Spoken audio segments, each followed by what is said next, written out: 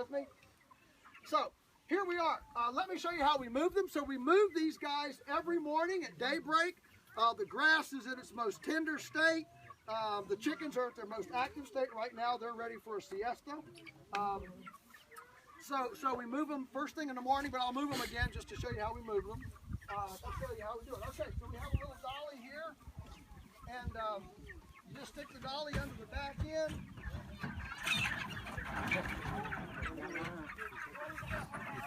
One out?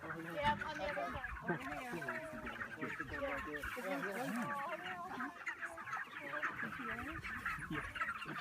Okay.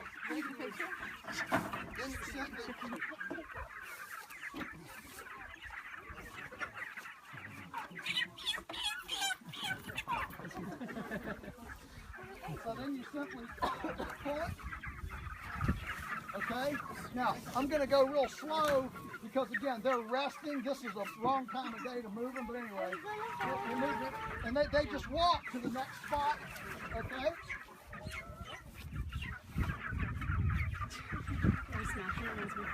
So the benchmark is in the morning when they're real active. I won't move it all the way. You get the idea. And they get a whole new salad bar every single day and get moved away from yesterday's manure.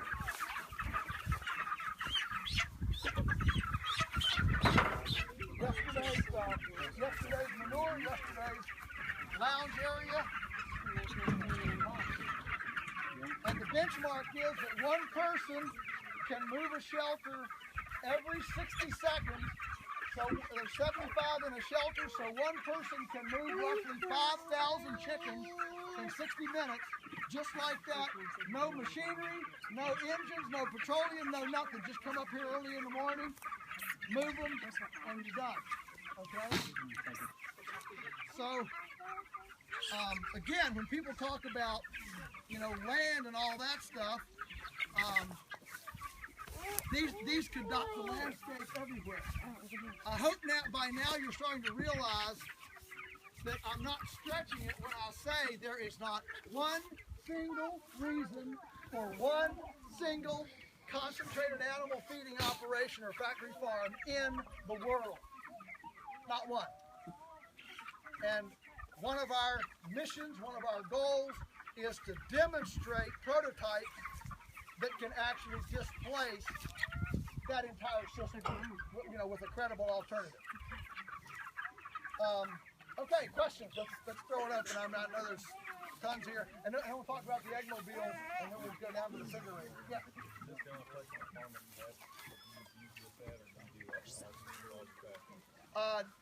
Do we put the chickens anywhere on the farm? All right. We can put them anywhere on the farm, but there are certain places that are better than others. And one of the reasons we like this field and the big field next to this road, they both face south. They have a gentle slope. They're not wet. They're well drained. The chickens like it well drained. A slope. It just works well. We have run them in every field of the farm, but these are the fields we prefer. Now we also have 3 times this many on rental farms with these young people, these young farmers that are running them around the place, around the area. So you're only seeing, right now, this is whatever it is, 40, 50 shelters. We actually have about 140 shelters in the, we used to call them pens, but the animal rights people got mad at us for calling them pens. They said it sounded like penitentiary. Well, I was thinking like a playpen, it's just a place for your child to play, So we now call them shelters to get the, the warm fuzzy. I mean, there's some battles you can't win, so you just. Do the makers of playpens know about this?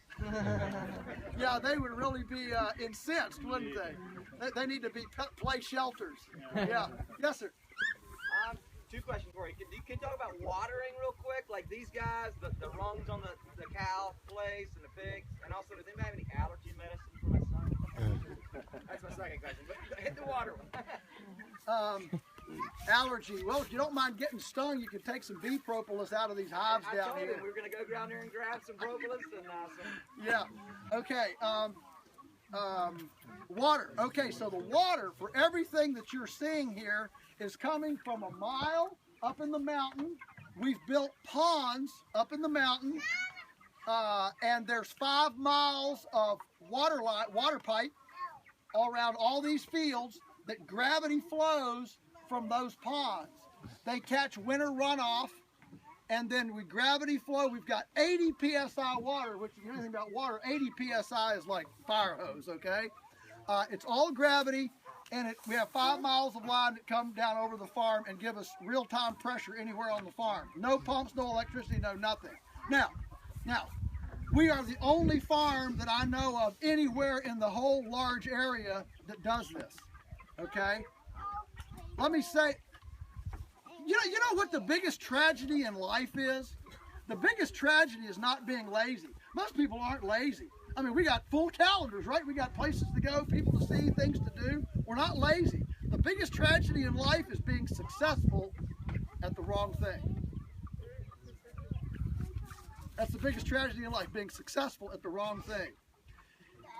If all of the money and energy and time and labor that went into plowing and planting corn and soybeans and grains to feed herbivores, which aren't supposed to eat them, for the last period of European occupation, had instead gone into using our big brains, intellect, and mechanical ability with, excavators and bulldozers and before that mule operated, if all these Civil War earthworks, okay, you go, all right.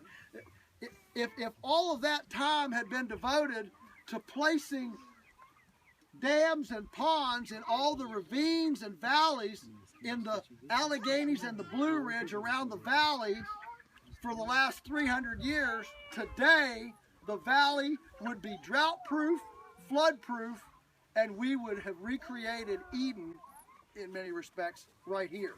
Instead, we plowed up, lost 3 feet of our topsoil, dehydrated the landscape, exposed the rocks, eroded the soil, and every time there's a drought, the farmers run diligently down to the NRCS office to fill out government subsidized loans so they can go pump water out of the meager streams that we have to haul water to their cows. We've become very successful at growing corn and making trucks to haul water and all sorts of things. It's like Stan Parsons, the ranching for profit guru, says we've become extremely adept at hitting the bullseye of the wrong target.